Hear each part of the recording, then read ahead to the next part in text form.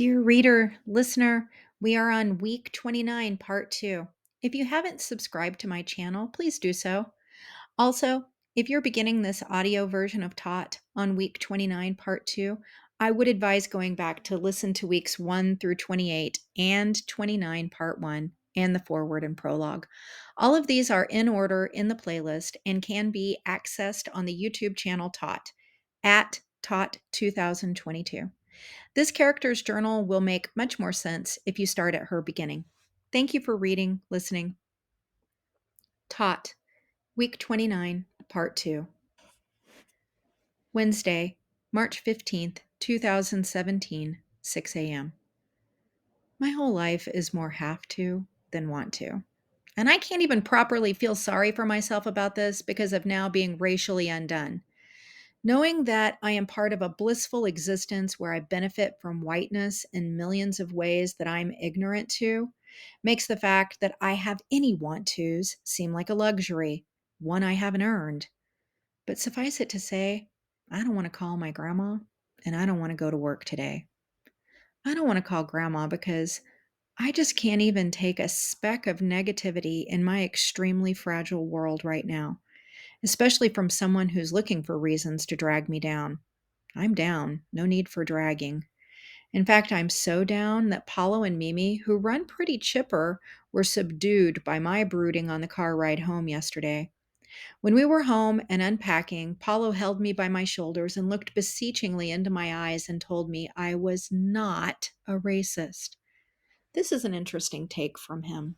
He's Latino, and much like Charles Bronson, Paulo looks as if he could be from any number of ethnic groups: Mexican, Spanish, Italian, Greek, Middle Eastern, Indian, etc.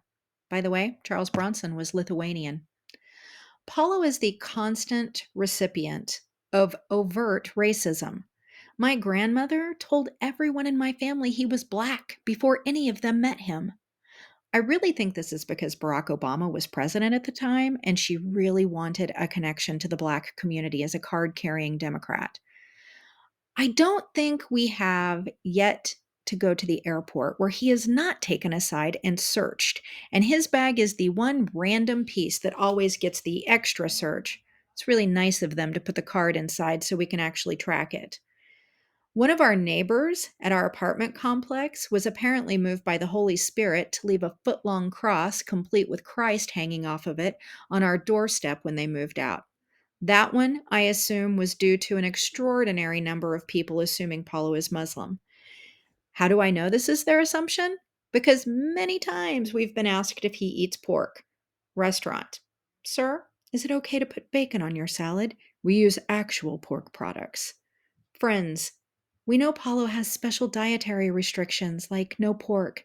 Is there anything else? Me: Yes, he doesn't eat chili dogs because they give him gas. Friends: And because they have pork. Me: Nope, just because they give him gas. He loves the pork part. So, on one hand, he should be qualified to identify racist behavior. But on the other hand, he takes all of this in stride and seems unfazed by it. I'm the one who gets furious and wants to call out people on these things, which he is not a fan of. In fact, I have strict instructions that if he should ever get pulled for one of the big searches while we're traveling, I am to go straight to the plane, train, bus, and destination because he will make it eventually. Now, this lovely action plan has never had to be put into place, but we have it because it has happened to him before we were together, missing a flight because you're the one pulled for questioning and searching. Given the way things played out in my workshop, I'm fairly certain I do want a person of color to absolve me from my participation in racism. And my beautiful husband is too willing to do that. But what does he give up by living this way? Does he even realize? Okay, talking to grandma can't be as agonizing as this dealing with being a racist merry-go-round. Wednesday, March 15th, 2017, 4 p.m. It's good that I started this journaling. I have a lot to get out, and any person in my life would have quit me by now if they had to listen to all of this. So, my first stop today was Pauline's room. I gave her all of the information from the workshop. Turns out she has attended this workshop twice, so I can absolve myself from that guilt. But we did have a really good conversation. Actually, I felt a lot better after talking to her. It would seem that my initial reactions to being undone are pretty normal for us white folks. Pauline says that it's pretty normal for people to actually walk out. She did the first time, didn't even go back for the second day. She gave me a list of books to read and a small lecture on white women's tears. And I do think this might be a lot like exercise. It is painful, but I'm adapting and I do want to do better. On my way to my classroom, I was pondering also whether I should apologize to Dakota because it turns out he was right. I am racist. And it was not okay for me to brush that off. I let a really good opportunity to talk about a very serious issue go. However, after glancing at my subplans, all thoughts of apologizing to him or any of my students ever is gone. They should all apologize to me and beg me to remain being their teacher, and Dakota should be first in line in this process, which will be difficult since he is out of school suspended for the rest of the week. 3. That's the number of times a student can moon a substitute while they have their back turned writing on the board. I'm not sure if she ran out of things to write, suspected something was happening, or if 4 was the magic number for him to get caught. He wears his pants half hanging off his butt anyway, so it wouldn't take him long to flash a moon. It's too exhausting to even think about the subnotes, let alone recount them here in the journal. And besides, I have the hard copies at school to reread at my leisure, or if I should ever consider taking a day off again. Marilyn Potter, recently retired middle school teacher gone substitute extraordinaire, wrote, "Your seventh hour class has some of the rudest students I have ever encountered. I'm sorry, but please do not invite me back to be your substitute. I am not a good fit for this group."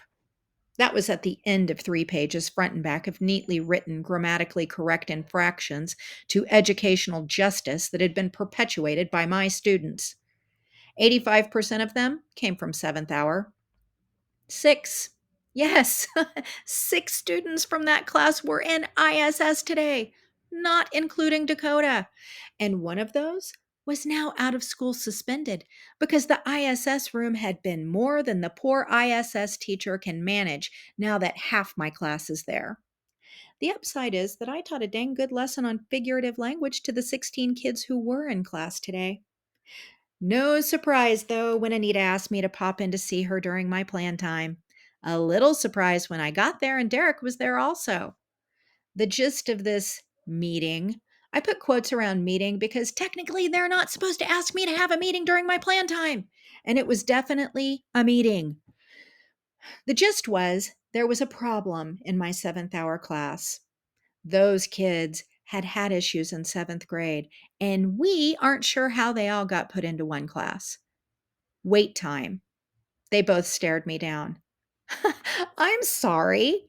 Was the implication here that I had chosen this class?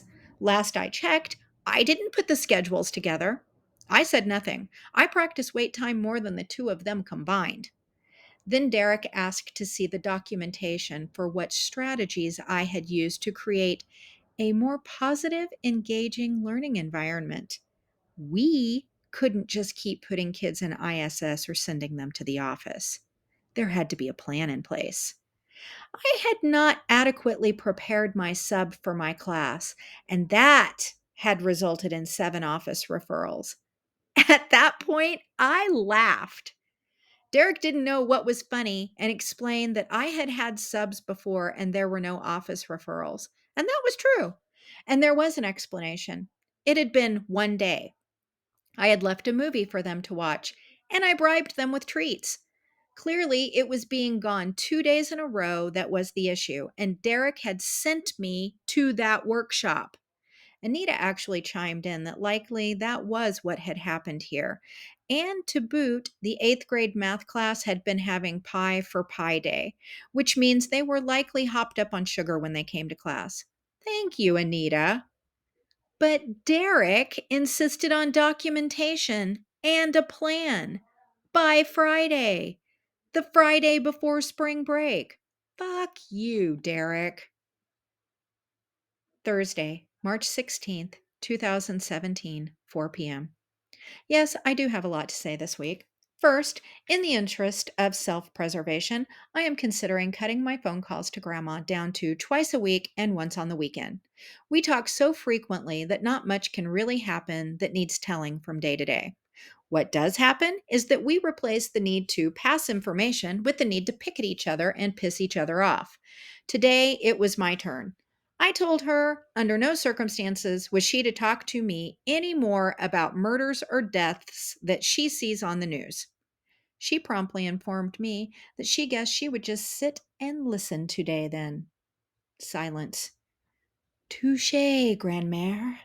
I had nothing to talk about then, so I quickly ended the conversation.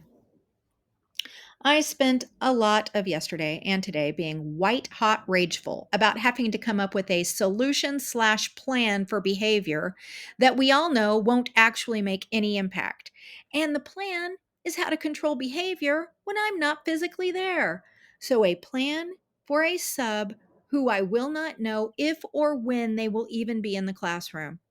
It's like creating a myth. Why wasn't any of this important before now? How many times have I complained about this class? And where do I go for help with this? If you think about it, I'm being asked to create a solution for my own problem, which is the very definition of ridiculousness. However, I have come up with a way to express my rage and meet the requirement to produce documentation and a plan as requested. Okay. Every school year, I vow to keep my email inbox empty. I can accomplish this for approximately 2 weeks.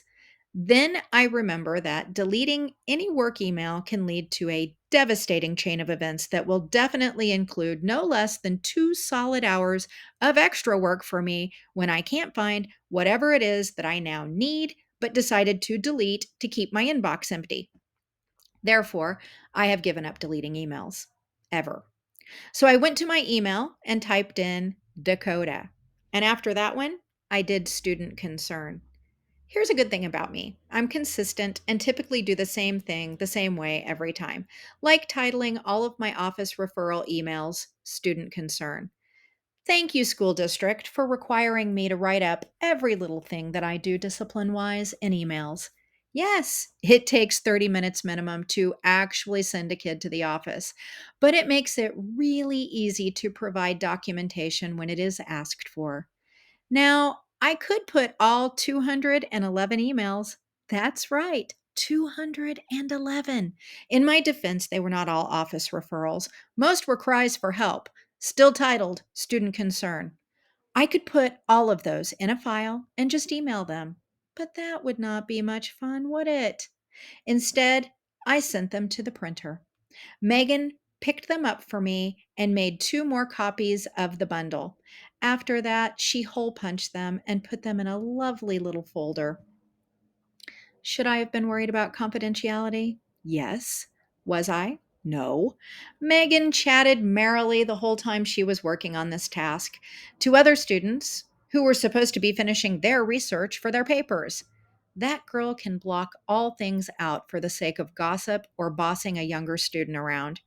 She was in her element, looking important while hole punching and sorting, while simultaneously informing a group of girls about how when she has me for ELA, I am much tougher on her class. And here is how they handle it. Ugh, insert eye roll from me. So, yeah, no worries about her reading confidential information or reading, period. Step one was done. Actually, we had that one finished yesterday.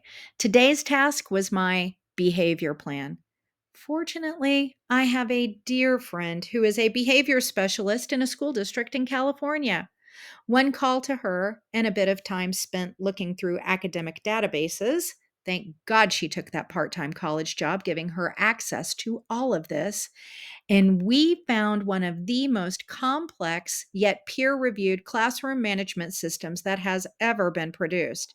And here's the fantastic part: it was recently published and is getting worldwide recognition from, well, academic institutions that think that what they teach us to do in the classroom actually represents what will happen and what we will do.